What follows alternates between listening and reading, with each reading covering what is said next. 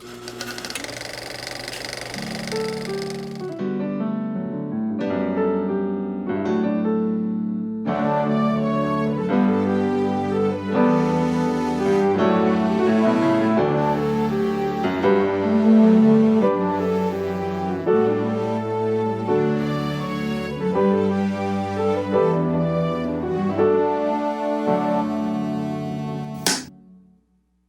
guys, how are you? Great, Debbie. Nice to meet you. Well, we've actually met before. We did the Good Dinosaur DVD Blu-ray release, and I sat down with you guys for about 20 minutes after you gave a thrilling musical performance of score. Right, in Beverly Hills. That's right. So now I can put the face to the name. Yes, I do remember, and that was a lot of fun. Nice to meet you again. it is a thrill. I was so excited when they presented the opportunity to speak with you guys again, because I'm such a huge admirer of your scoring, of your compositions, and the Addams Family 1 and 2 are no different. But I've got to tell you guys, I am so impressed with what you've done musically with this sequel. Your motifs are so expanded than even what we heard in the first film. And I have to believe it's because this going on a road trip just opens you up to so many things. Yeah, exactly right. And that's the fun of this particular story is that culture clash with this, obviously immigrant family from, well, we kind of placed them, we have an Eastern European and kind of gypsy Spanish sound for them. Mm-hmm. So they're from some fictitious place that's not America. So the culture clash and the adventures of them kind of roaming across this land are kind of timely and kind of amusing, and definitely that opened up a door for us to really have fun with the musical sound of this distant land. Yeah, and that's something you guys do so well. Something that Brian Tyler does also is you really use instrumentation, your selection of instrumentation in your compositions for specific sonic beats that affect us. Our senses are affected by it and take us to a place. Because I can hear the instrumentation of a bit of Russia, Transylvania, Eastern European popping up within motifs. Similarly, with your choice of percussion and even certain strings in some of these, notably in the laboratorium motif. Is this how you always construct and how you constructed the music for Addams Family, working in conjunction not just with composition, but with the instrumentation that could be brought in to convey ethnicity, events, things like that?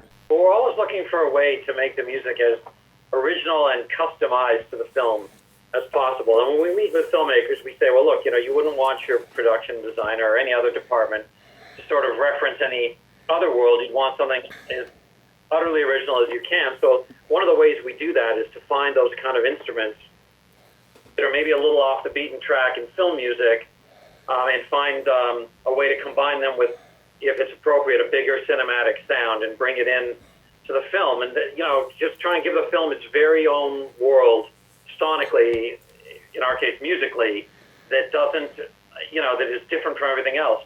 Addams Family, it was sort of Conrad and ourselves together that came up with this idea of, well, why don't we honor the heritage, the gypsy heritage of the Addams Family, this Eastern European thing that they bring to America, from the genesis of the story.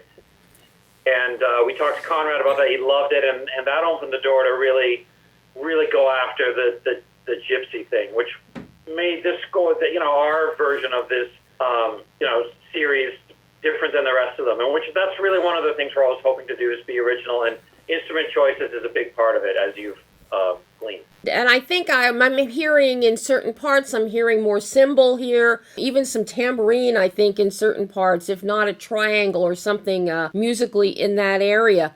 But I love how you have a running thread through all the motifs that tie everything together and fit beautifully with all the needle drops that pop up here too. Because the needle drops are beyond eclectic. with this film. Do you know, for this particular film, did you know in advance what the needle drops were going to be to work around them to tie everything together? Or were they dropped in after you had already done all of your work? It's kind of a parallel journey. All the needle drop things, and yeah, we see. We're always working with Conrad every few days. We see him, and he'll update us. Oh, here's the song that we're thinking of for here, and we don't necessarily have any direct involvement in those needle drops. But yes, we're definitely aware of what they are and what they're going to sound like, and we work hard to make sure that the score, kind of belongs with those and make it all blend and make it feel like it all comes from the same place.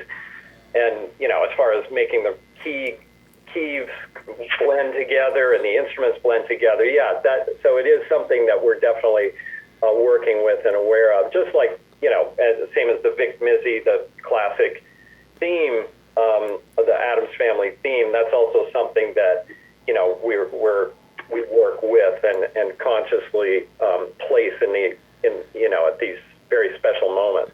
And I love when I hear that, and I loved hearing it in Addams Family too. But your lead-ins and your integration, I noticed it as we're at the Grand Canyon, and we're going into the 1812 Overture, and that was so seamless. And then coming out of it, and we go in and out, and similarly with Grandma having her party at the house, and the music, the vibe that happens there.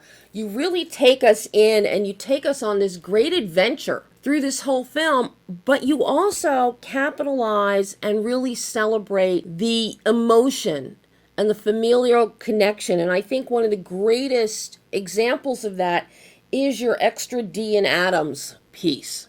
That is so beautiful. Is it surprising to get... Now, I know in The Good Dinosaur, there were lots of emotional moments like that you really got to celebrate. And it surprises me with the Addams Family that you get similar moments like that you can really tug on the heartstrings or the violin strings. Is that a challenge for you with a film like The Addams Family? Is that something you celebrate, especially after we've gone on this cross-country journey with some Western thrown in there at the Alamo and the gypsy motif? I'm curious how you two respond to that. Well, we always love the opportunity to become emotional with story. And, musically, we're really writing a story that goes alongside the story of the movie when we do a film score. And we always love the emotional beats because we think that the audience, that's their moments to really be drawn in and connect. In the last 15 years, there's been a little bit of a trend away from more direct emotion from films and filmmakers. But we just embrace it because we think that's really where the heart of the story lies, no pun intended. And we think that, people love to be moved, and we don't shy away from it. And so whether we're talking about Wednesday's theme or if we're talking about the D and Addams theme, which was the relationship between Wednesday and Morticia, we will take any opportunity we can to really sort of drill down a bit into something that has real feeling in it. Just trying to raise that visceral response in us and for the story and for the viewer. So we weren't expecting something like that in Addams Family, but we loved it when we saw it, and we got right on it and did the Addams Family version of mother-daughter bonding. Yeah, and even father-daughter, because we're always so conditioned for the daddy-daughter moments in films and how connective dads and daughters are. But Wednesday doesn't want to be connected. Don't hug me, don't touch me. But we get a great moment there. Following up on Morticia and Wednesday, we have the Gomez and Wednesday moment as well. And you guys really, I was surprised by that, but I loved it. Absolutely loved it. Thank you so much. That's so nice to hear. And yeah, it is.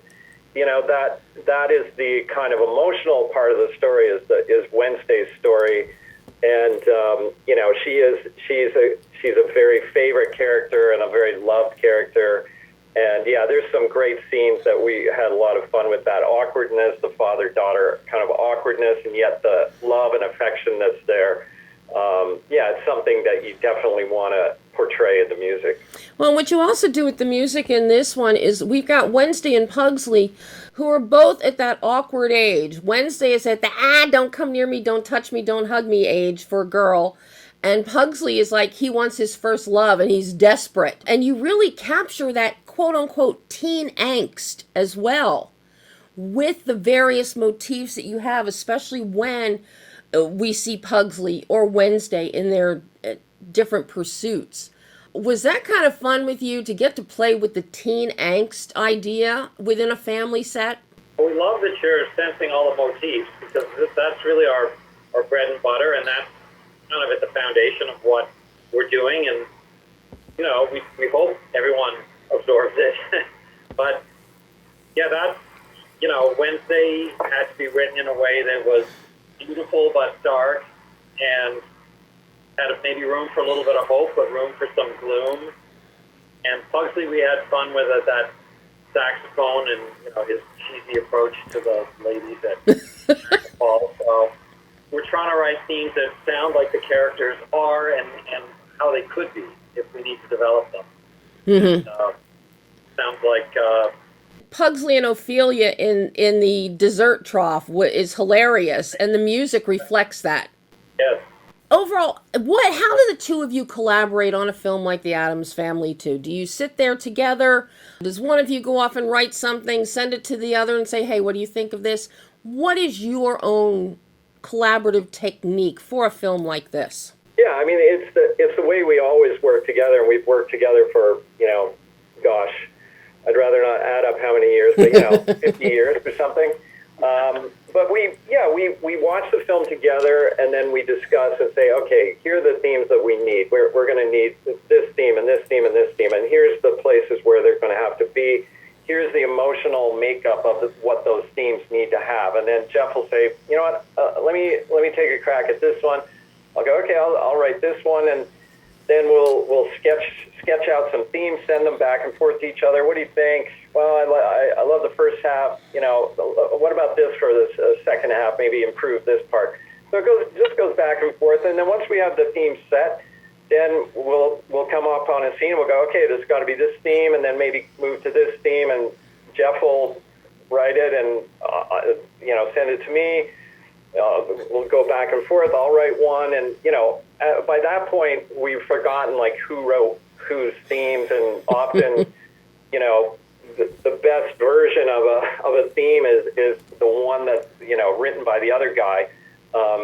So yeah, you just, you know, two heads are definitely better than one, and we both have to kind of pass the idea and sign off on what we're doing, and so I think things get thought through really carefully, and we try and outwrite each other, and there's that, you know, good competition that happens, and I think it's a collaboration that I think really works for a lot of reasons. What would you say each of you took away professionally, musically, in terms of composing for the Addams Family 2?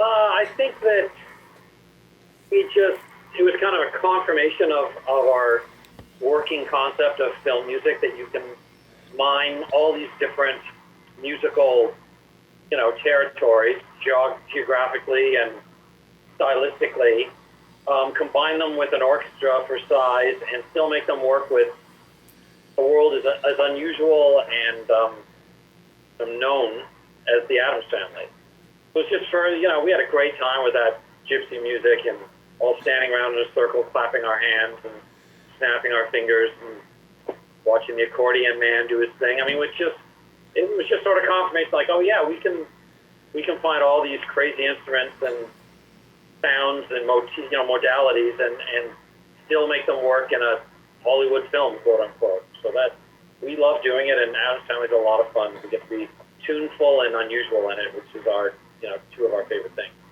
Well, I think you did an amazing job, and you guys are coming back for the third, aren't you? If there is one, yeah. There better be one. It'll be a world tour. Guys, thank you so much. This has been such a joy and a treat once again. And hopefully we will get number 3, and I'll get to talk to you about that one. Real pleasure speaking to you. Thanks for listening so carefully and all the subtleties that we were hoping people would hear. So that makes us feel really good that you were listening. Thank you guys so much, and you have a great rest of your day.